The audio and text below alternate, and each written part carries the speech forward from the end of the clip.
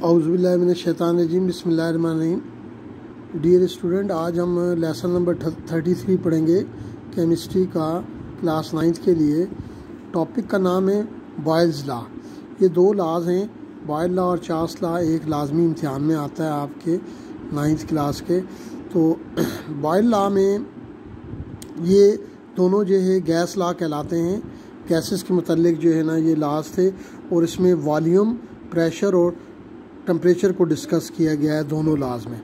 तो boil law ने जो है 1662 में बॉयल ने जो है वो गैस के वॉल्यूम, प्रेशर और कांस्टेंट टेम्परेचर के दरमियान जो है रिलेशन को बयान किया। उसने कहा कि volume of a given mass of a gas is inversely proportional to pressure, कि किसी भी गैस का जो वॉल्यूम है वो प्रेशर के इन्वर्सली प्रोपोर्शनल होता है। और लेकिन क्या है, शर्त क्या है, provided that temperature remains constant, temperature जो है वो कांस्टेंट रहता है।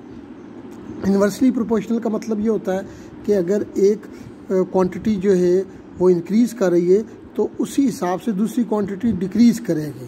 ठीक है, तो इस रिलेशन को कहते हैं इन्वर्सली प्रोपोर्शनल। तो हम इसको मैथमेटिकली हम यूँ लिख सकते हैं, वॉल्यूम इन्वर्सली प्रोपोर्शनल है 1/p, v is equal to v inversely proportional 1/p, v is equal to, यहाँ प्रोपोर्शनलिटी की निशानी को हटाकर हम कांस्टेंट जब अप्लाई करते हैं, इंसर्ट करते हैं, तो उसमें इक्वल का निशान लगा देते हैं।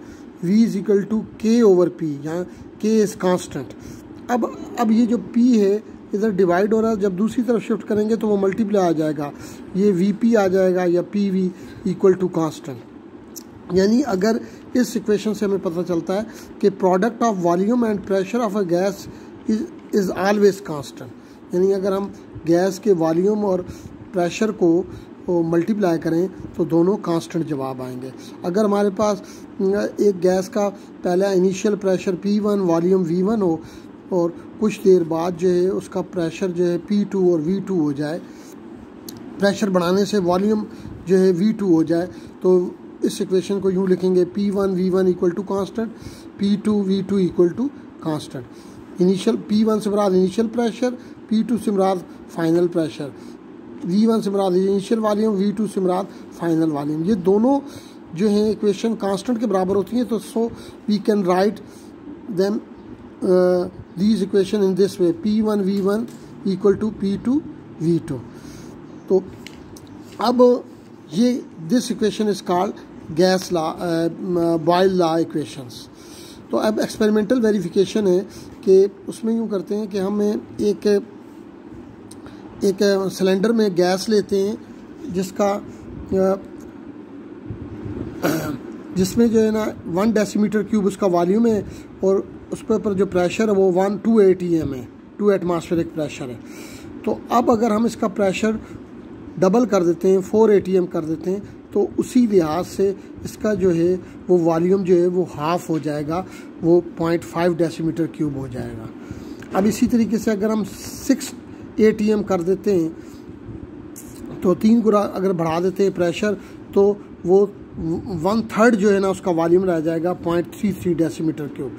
इसी तरीके से अगर हम उसका फर्दर इंक्रीज़ करते हैं, प्रेशर 8 atm कर देते हैं, तो उसका वॉल्यूम जो है 0.1/4 रह जाएगा। 4 टाइम्स प्रेशर इंक्रीज़ किया है, 2 से 2 स्टार्टिंग में था, अब 4 टाइम्स इंक्रीज़ कर दिया है, तो 1/4 जो है ना वॉल्यूम रह जाएगा, 0.25 डेसीमीटर क्यूब।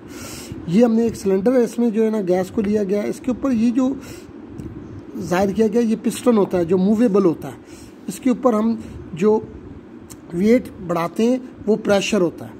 तो अब अगर हम इसको प्रूव करना चाहें कि अगर पहली दफ़ा प्रेशर P1 है और वॉल्यूम V1 है, तो उसमें P1 V1 का फार्मूला लगाते हैं, तो 2 atm multiply by 1 decimetre cube equal to 2 atm आएगा।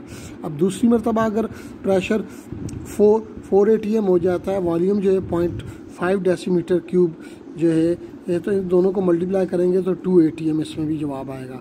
थर्ड में भी इसी तरीके से 6 को 0.33, 6 atm को 0.33 से मल्टीप्लाई करेंगे, ये भी 2 atm डेसीमीटर क्यूब आएगा। 8 atm को 0.25 से मल्टीप्लाई करेंगे तब भी 2 atm आएगा। यानी मतलब है कि ये